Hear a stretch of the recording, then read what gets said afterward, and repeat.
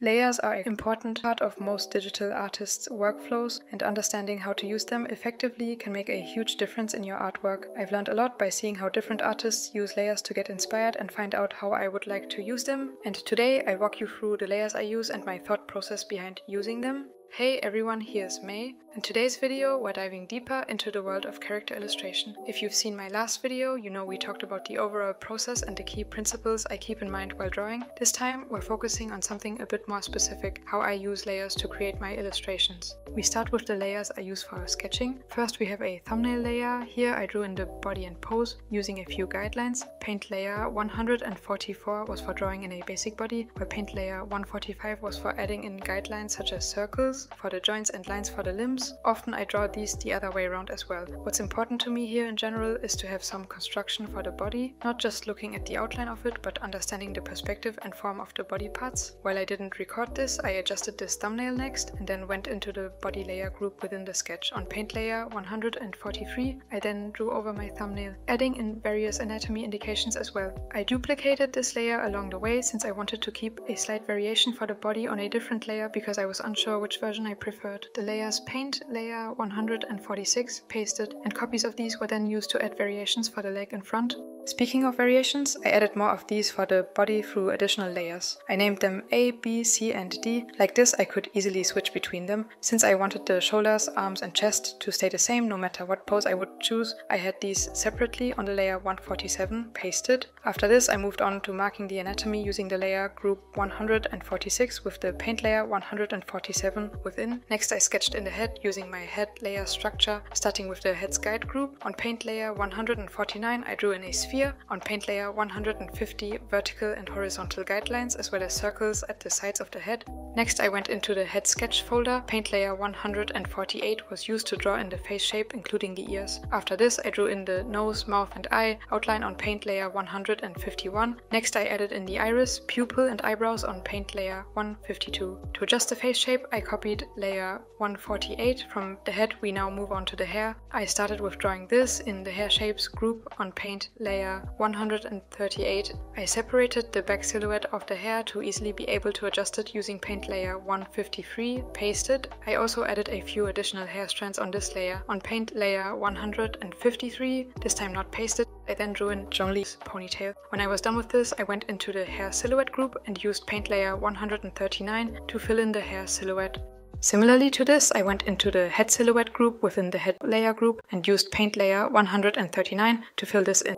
I also added paint layer 154 for the white of the eye and paint layer 155 for the iris. To adjust the head and hair after this, I put both groups into the layer group 156 and copied this. Like this, I could use liquify on the entire group and I still had the initial version as backup. After adjusting all of this a bit, I moved on to sketching in the outfit layer group on layer 137. I started with Zhongli's regular in-game outfit. To add the longer flowing parts and variations for these, I added in layer 158, 159 and layer 160. On layer 161, 162 and 163 I then sketched in more outfit parts and patterns. I like to add multiple layers to draw the outfit to be able to easily distinguish clothing parts, especially when drawing more complex outfits, which Genshin Impact characters tend to, for example, have. This is really helpful. Next I sketched in a second outfit. Since I had the idea of drawing Zhongli with his Archon outfit as well, I wanted to do this here too. In the thumbnail and sketching phase, experimenting with variations is something I often do. Like this, I'm able to determine what I like most and I can make decisions for what to draw during the line art stage, for example. I sketched in the outfit on layer 164, then I selected the cape parts and cut them out. I pasted them in on paint layer 165, pasted. Like this, I was again able to try multiple versions for the cape parts, and exactly this is what I did on layer 165. Since I liked this version, I continued with sketching in more outfit parts on this layer afterward. I added in layer 166 to draw in Zhongli's foot as well as some patterns. With that, the outfit is drawn in group 167 on layer 168. I then added in a geocube. I copied this for paint, layer 169, pasted, and tried out transforming the cube using this layer. I copied this layer once to try adding a second cube, but decided not to go for this. Next, I sketched sketched in the background on paint layer 169. I moved this layer outside of my sketch folder to be able to focus more on this. I cut out what I sketched for the sky and put it on layer 170, pasted, and through this I separated the clouds in the sky from the rocks and the floor. I put the layer with the rocks on them into the layer group 170 and added a brighter color for this layer by clipping the layer 170 one above to the layer 169 with the rocks. I cut out 2 rocks on the left and put them on layer 172, pasted, since I didn't know if they would fit the composition of the image to me. After this I added layer 172, which I left empty, and then layer 173, on which I added some clouds. I tried out a different version for the clouds on layer 174, pasted as well. Like this I was done with the sketch, after which I directly did a value block in.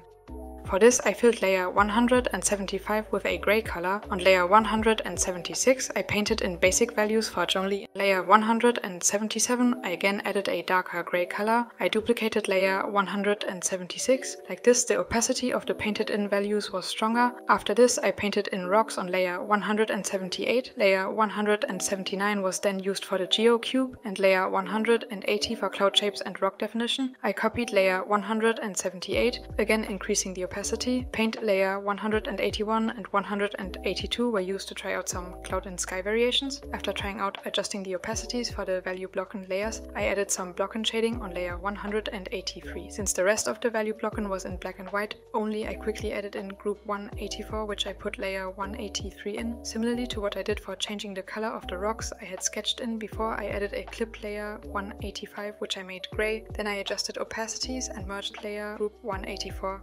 I painted in more shadows on this layer and then tried out some variations for the lighting and shading I would use in general, using layer 183 and 184 next. I decided I preferred my first version on layer group 184 merged as a shading and lighting setup. I erased some parts of this shading, creating more of a rim light on the left next. Then I used layer 185 to add in a bit of lighting from the left. I used layer 186 as a general guide to visualize the light sources within the illustration. Then I put all layers I had used for the value block, excluding the alternative shading or lighting versions, into group 187. Above this I then added layer 188. Here I added small particles and lighter elements. Within the folder I merged some layers and painted in light from the right on the layer copy of paint layer 176. I then went above the layer group again to add layer 189, where I painted in more white stones and some light. I also added a circle around Zhongli, visualizing he would use his powers with rocks around him in this circular way. Then I added layer 190, which I left empty. After this I created the group layer 191, into which I put the previous value blocking group 187, as well as the other layers I added above this. I sorted through my layers, putting the sketch on top of the value blocken. I even tested my composition using a grid on layer 192. Then I created another layer group called group layer 193, in which I put more of the value block and paint layers. Then I put this layer into the layer group 174. As a final step for the value blocken, I added in Zhongli's ponytail on layer 176 in the initial value blocken layer group 187. From this you can likely see that I tend to use layers to add variations, try out things, separate parts, and to sort my documents. The layers can get a bit messy by the end when I'm sorting through them, but overall I find this approach of using many layers very helpful. After this detailed description of the sketch and value blocken phase and finishing the sketch and blocken in general, I was ready to move on to the line art phase next. For this I'll go through the layers one by one. I won't show the process of how I drew the line art like I did for the sketch. If you would like to see this, as mentioned before, I would recommend checking out my previous video where I show my process and talk about the general process I use. When it comes to the layers only, I thought this would also be a nice way of showing how I use them. Let me know in the comments what you prefer, seeing the process or going through the layers like I'll do here. Let's start with talking about the layers now. For the face I use several layers. The outline layer is for the jaw and face shape, defining the overall contours. The nose eyeline layer covers the nose and the line above the eye. Eyebrows and mouth layers should be self-explanatory as well. It's similar with the eye group, which is next. Here I use layers for the lashes, the iris and the pupil. Additionally, I occasionally add line thickness layers into these layer groups, although I use them rarely. In my predefined folder structure for hair I have many layers, however I don't always use all of them. For this illustration I used only a silhouette and a bangs layer. The silhouette layer consists of the outer hairlines defining the overall shape of the hair. The bangs one layer includes the inner hairlines, which I usually make thinner than the silhouette lines. For the body, I have a neck layer, which I primarily use for the neck. In some cases, I add arms or other body parts, depending on the illustration and the number of layers I feel like using. I also have a layer named Paint Layer 198 Pasted, which I use just for the foot. Since I didn't add any lines on the arms and other body parts layers, I deleted them. Another important aspect to mention is that I only draw lines for parts of the body that are visible. If it's a really tight outfit, like in this illustration, I can draw the lines in within the body layer group as well. For the hands, I used a Hands 1 layer, which is self-explanatory and used for the hands. I deleted the Hands 2 layer, which I often use for fingernails and sometimes inner hand lines. Since Zhongli didn't have visible fingernails and I drew all lines on the first layer, I didn't use the second hands layer. The outfit is next. This is a larger group in which I have more layer groups, though in this case each group only contains one layer. This group separates the character's outfit line art. Outfit 1 is for adding the main outfit parts, outlines and bigger shapes. Outfit 2 is used for the metal parts and details. I didn't use and subsequently deleted the outfit 3 layer group. The pattern layer group adds some more details to the outfit. I'll talk more about this layer group later on. Those would be all the line art layers. Next, let's talk about the layers I use for shading. Once again, I do this to help you understand what different aspects you can pay attention to while shading. What layers and process you use to shade can be up to you. Often this also varies depending on the illustration, and over time it becomes more intuitive, meaning I keep in mind what shadows I would like to add, but I don't necessarily use the same layers and process to do this. I find when you learn something for the first time, having a clear structure and layers you use can help you to understand what you're doing more, and it can help to simplify the process by only focusing on one aspect at a time. With face shadows, this could look like, for example, having one layer for shadows caused by the hair, one layer for shadows around the eyes and so on. Where for clothes, it could be one layer for fold shadows and one layer for shadows caused by the lighting direction, but more on that now. Let's start with talking about all the layers I use to shade. We start with the skin. I add a layer for shadows below the hair and on the neck. This helps to ground the hair onto the face and adds depth. If there is directional lighting in the illustration, I create a separate layer for face shadows to emphasize the light's impact on the facial features. Next, I focus on the nose. I add a dedicated layer for the shadows on the nose to ensure it has the proper depth and dimension. Shadows around the eyes are also important, so I include a specific layer to add darkness and definition to the eye area. Now let's move on to the whites of the eyes. I have a shadow layer for the area below the eyelash and sometimes around the entire white of the eye. To increase the contrast of my illustration, I often duplicate this shadow layer. This method allows me to start with lighter shadows and then build up to the desired level of contrast. For the eye color, I start with an outline shadow around the edges of the iris. This adds depth and makes the eyes pop. Below the eyelash, I add another shadow to create dimension. Often I add a colorful overlay at the bottom of the iris, which sometimes extends further up. Small lights in the middle of the pupil bring life to the eyes. While I usually don't use them, I have layers for the inner circle line and inner circle color for additional lines or lights in the eyes when needed.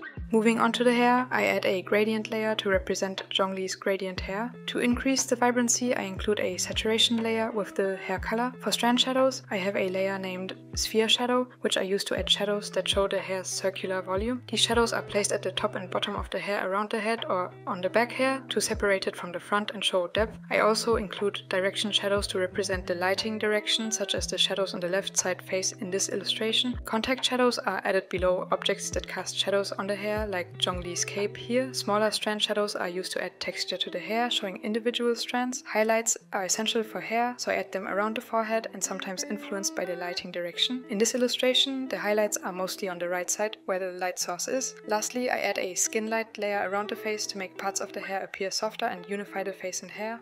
For the outfit, I started with a directional shadow layer to add muscle definition and darker shadows. I duplicated this shadow layer. The next shadow layer, named Paint Layer 235, adds more shading on the chest. Layer 234 is for darker shadows on the cape, while layer 237, Pasted, defines the upper abs and serratus muscles. Layer 236 adds a lower ab shadow. I used several copies of my base color layer set to screen mode. This technique allows me to avoid turning up the brightness of my screen too much while shading. I prefer a light theme in Krita, and to prevent eye strain, I keep my screen brightness low. Due to this, I brighten very dark colors while shading and then darken them again after finishing. Layer 253, Pasted, adds a shadow on the left leg, separating it from the leg in front. I merged this with the color layer and removed other layer copies and screen layers here for demonstration purposes. Layer 198 is a gradient layer similar to the hair, which I place above the base color. Layers 232 and a copy of layer 180 89 are additional gradient layers, making the gradient colors more vibrant. I also added a shadow layer to show form and add definition, such as for the elbows. This layer also enhances the overall depth of the illustration. Layer 253 is specifically for hand shadows. Layers 237, 238 and 250 add a few more shadows at the bottom of the leg. For the gold parts of the outfit, I started with layer 199 and its copy along with layer 239 to adjust the base color. The shadow layer adds depth, and for metals like gold, these shadows are distinct to match the reflective properties of the material. Layers 239 and 240 are for adding lights on the gold. Layer 249 is a darker shadow around the head. In this section, I used layer 199 again to adjust the base color. The shadow layer is for adding depth and definition. Layer 243 increases the saturation of the shadows, while layer 241 is for adding lights. Finally, layer 242 is used to add a few more shadows to enhance the overall depth and detail of the gold elements. Then in the lines layer I have a layer for adding patterns. These are for outfit parts that should be softer and not have a outline. You'll also see that I added copies of these with a glowing layer effect added to make them well glow, since this fit to Zhongli's design. For the pattern layer group we first have layer 203 for changing the base colors, layer 244 is then for adding shadows, and for this as well as the other shadow layers here, these are copies from the outfit layers below. Like this, the pattern parts of the outfit have the same shadows as the color layers they're on, and they transition more into one another.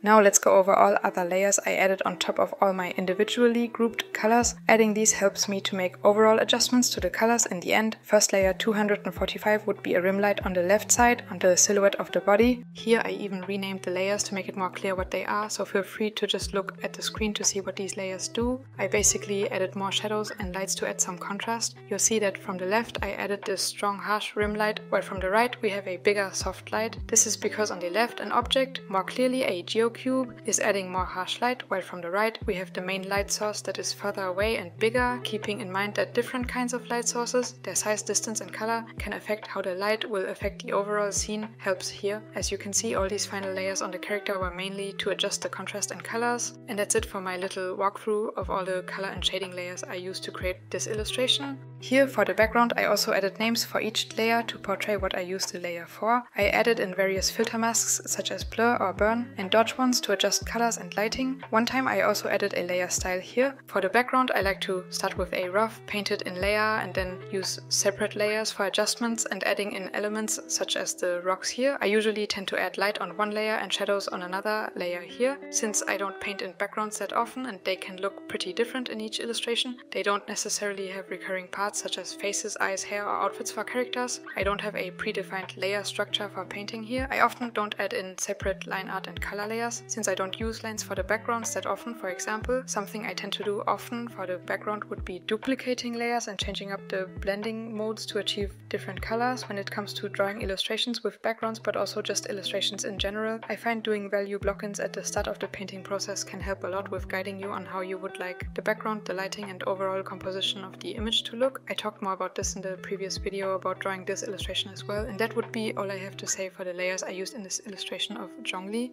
I hope this was helpful to you. Let me know your feedback and how you use layers in the comments. On my Patreon you will also find the full screen recorded process of this illustration as well as some other illustrations where you can see more clearly how I use the layers, how I paint in shadows and so on. Thanks a lot for watching, have a great day and bye!